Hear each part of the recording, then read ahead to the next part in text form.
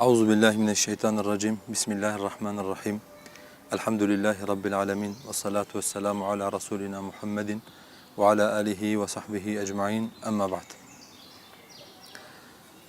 Tout d'abord, pour commencer, nous devons louer Allah Azza wa Jal, car malgré tous les obstacles des mécréants, l'invitation à l'islam et au tawhid se propage sur toute la terre. Depuis le début de l'histoire de l'humanité, nous sommes peut-être dans la période dans laquelle les mécréants mettent le plus d'obstacles à l'invitation à l'islam et tendent des pièges aux croyants.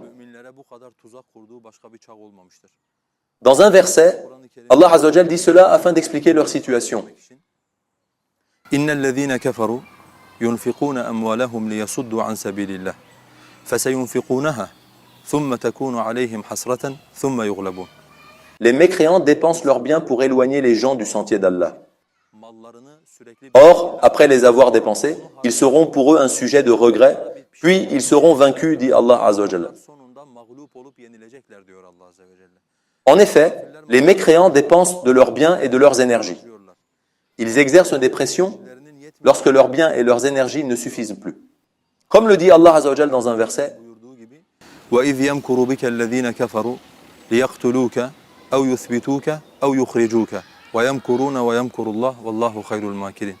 lorsque les mécréants complotèrent contre toi pour te tuer, t'emprisonner ou te bannir, ils complotèrent, mais Allah a fait échouer leur complot.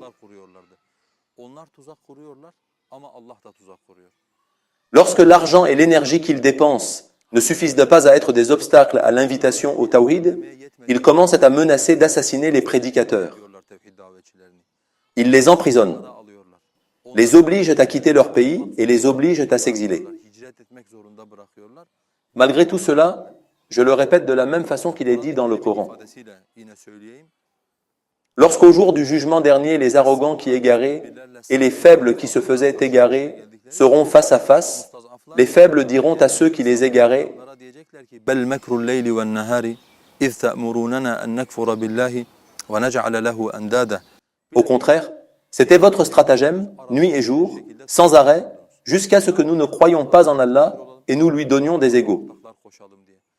Malgré tous ces pièges, l'invitation au tawhid se propage dans les 4 coins du monde, à travers différentes langues et des prédicateurs de différentes origines, louange à Allah. En ce qui nous concerne, nous sommes impliqués dans cette invitation depuis environ 10 années en Turquie. Nous ne sommes pas les représentants de cette invitation, nous sommes seulement des monothéistes qui ont l'honneur d'être affiliés à cette invitation. Cependant, si vous me demandez les raisons de la rapidité de la propagation de cette invitation, de la demande des gens, du fait qu'elle soit une guérison pour les cœurs des croyants,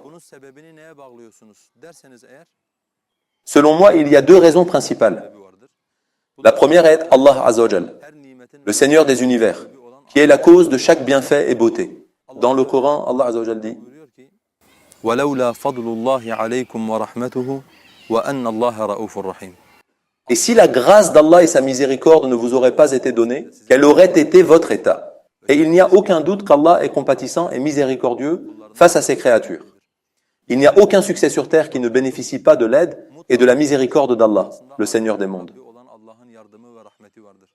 Dans un verset, Allah Azza wa Jal dit وما النصر إلا من عند الله العزيز الحكيم. il n'y a de victoire, d'aide, de réussite que de la part d'Allah, le puissant et le sage.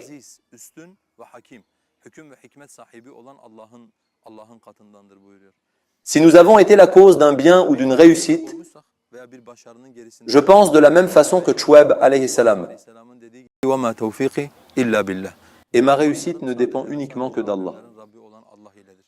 Quant à la deuxième raison, cette invitation est plus qu'une invitation individuelle, mais elle est une invitation collective.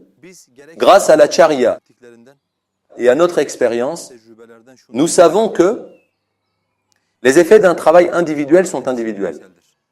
Les effets d'un travail collectif sont massifs. Les effets d'un travail individuel sont de courte durée, alors que les effets d'un travail collectif sont durables. Lorsque Allah Azza wa Jal rappelle l'allégeance de Radwan au prophète sallallahu alayhi wa sallam, il dit إن الذين يبايعونك إنما يبايعون الله. ceux qui te prêtent serment d'allégeance ne font que prêter serment à Allah. Yadullahi fawqa aydihim. La main d'Allah est au-dessus de leurs mains. Elinin üzerindedir. Que comprenons-nous de ce verset?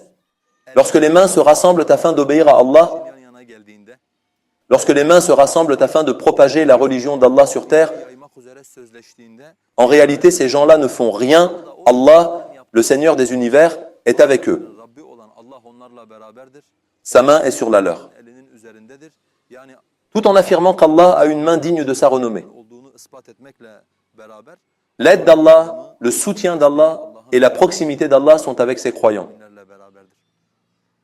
Dans un hadith, le prophète sallallahu alayhi wa sallam a dit Yadullahi ma'al cema'a.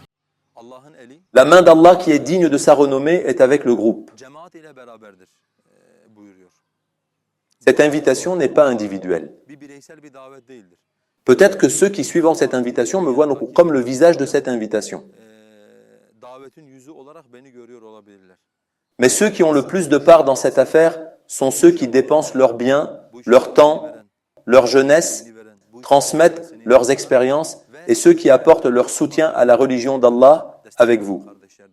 Selon ce que j'ai appris de la charia, je crois que si quelque part il y a des gens qui sont attachés entre eux, avec le cœur, sont obéissants, tant qu'une chose mauvaise ne leur est pas ordonnée, et font des sacrifices avec sincérité, c'est-à-dire en espérant une récompense que d'Allah, aucune puissance ne peut se mettre face à cette invitation et ce travail. Si un visage s'en va, un autre apparaîtra. Si un individu s'en va, un autre apparaîtra. Si une voix se baisse, une autre s'élèvera, car derrière eux, il y a l'aide d'Allah. Je n'ai cité que 2 raisons de la rapidité de la propagation de cette invitation.